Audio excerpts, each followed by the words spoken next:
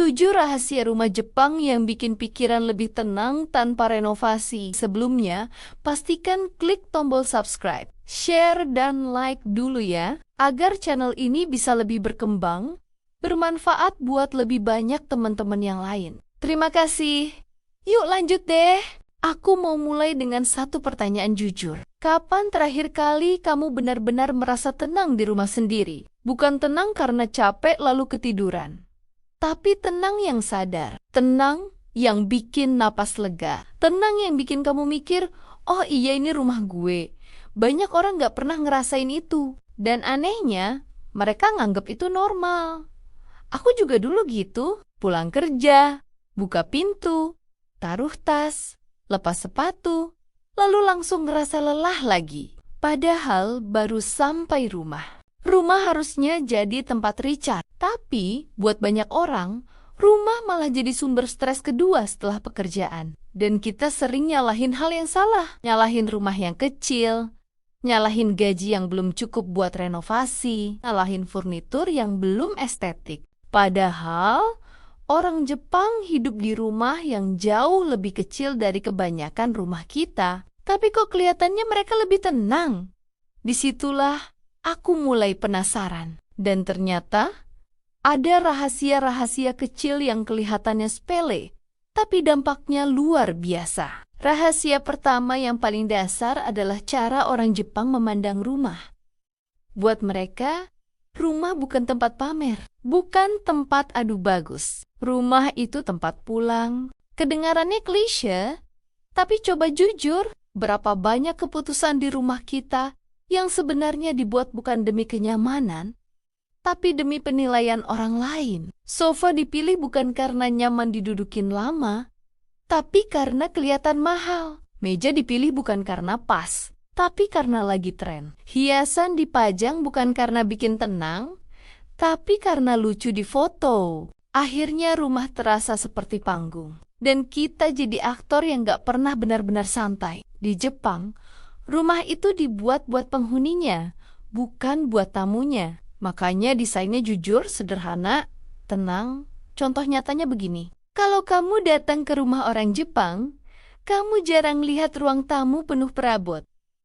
Biasanya ada ruang kosong, dan ruang kosong itu sengaja. Bukan karena mereka lupa beli barang, tapi karena mereka paham mata juga butuh istirahat. Rahasia kedua adalah mereka sangat menghargai ruang kosong. Di budaya kita, ruang kosong sering dianggap rugi. Sudut kosong dianggap sayang. Dinding kosong dianggap kurang hiasan. Padahal, ruang kosong itu seperti jeda dalam musik. Tanpa jeda, musik jadi bising. Contoh realnya sederhana. Coba kamu berdiri di satu ruangan di rumahmu. Lihat sekeliling, apakah ada sudut yang benar-benar kosong? Kalau hampir semua sudut terisi, otak kamu bekerja tanpa sadar, mengenali, menilai, mengingat, dan itu melelahkan. Orang Jepang sengaja menyisakan ruang kosong supaya otak bisa diam. Dan saat otak diam, perasaan jadi lebih stabil. Rahasia ketiga adalah mereka sangat selektif terhadap barang. Di Jepang, satu barang harus lulus satu pertanyaan sederhana. Apakah barang ini membuat hidup lebih mudah atau lebih berat? Kalau jawabannya lebih berat, barang itu nggak layak tinggal. Bandingin dengan kita. Barang rusak disimpan. Barang jarang dipakai disimpan. Barang yang bikin kenangan tapi bikin sesak juga disimpan. Akhirnya rumah bukan tempat hidup, tapi tempat menyimpan masa lalu. Contoh nyatanya ada di lemari. Berapa banyak baju yang kamu simpan dengan harapan suatu hari dipakai lagi. Padahal kamu sendiri tahu, itu nggak akan terjadi. Setiap kali kamu buka lemari dan lihat itu, ada rasa bersalah kecil. Dan rasa bersalah kecil yang dikumpulin tiap hari jadi lelah besar. Orang Jepang menghindari itu. Mereka memilih lega sekarang daripada janji kosong nanti. Rahasia keempat adalah fungsi selalu di atas gaya. Ini adalah hal yang sangat penting. Banyak rumah terlihat bagus tapi nggak enak dihuni. Kursi cantik tapi bikin pegal. Meja estetik tapi sempit. Lampu bagus Tapi silau, orang Jepang nggak peduli rumahnya kelihatan keren di foto. Mereka peduli rumahnya enak dipakai hidup. Contoh realnya dapur.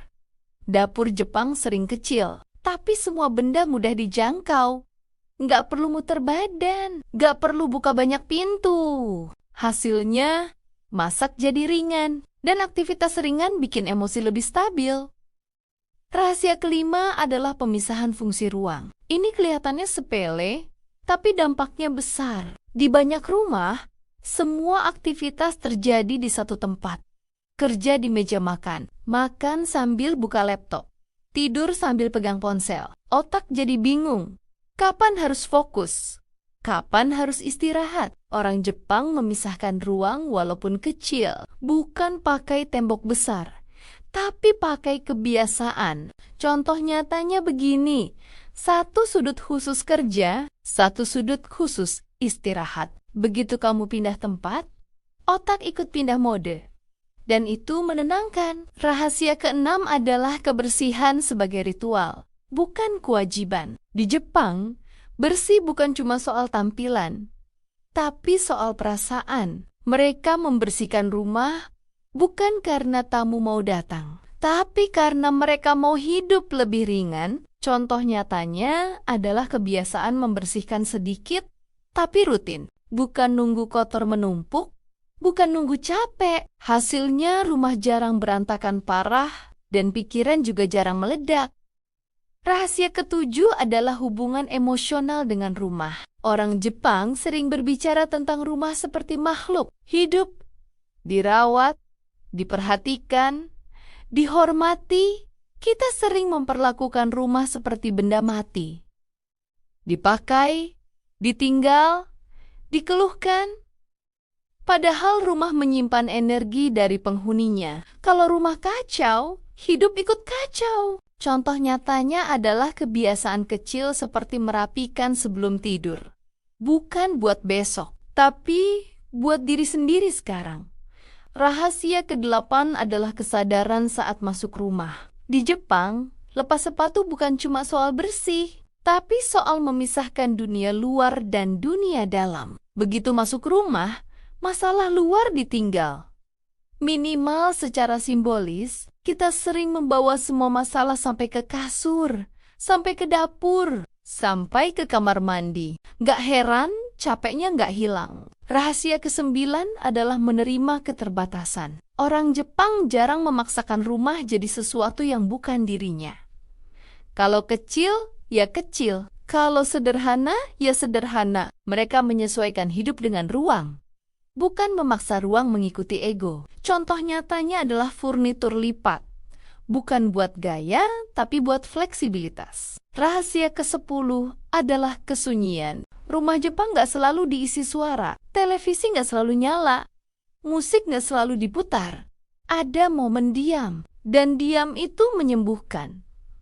Banyak dari kita takut diam. Karena diam bikin kita ketemu pikiran sendiri.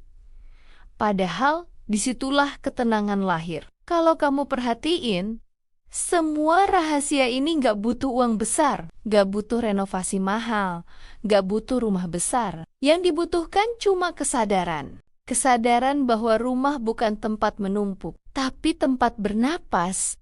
Mungkin setelah ini rumahmu nggak langsung berubah, dan itu nggak apa-apa. Perubahan besar selalu dimulai dari langkah kecil, dari satu sudut. Dari satu kebiasaan. Karena rumah yang tenang pelan-pelan membentuk hidup yang tenang. Dan hidup yang tenang itu mahal. Tapi bisa dimulai hari ini, di rumahmu sendiri. Terima kasih sudah menemani dan mendengarkan ceritaku sampai akhir. Sampai ketemu lagi di video berikutnya.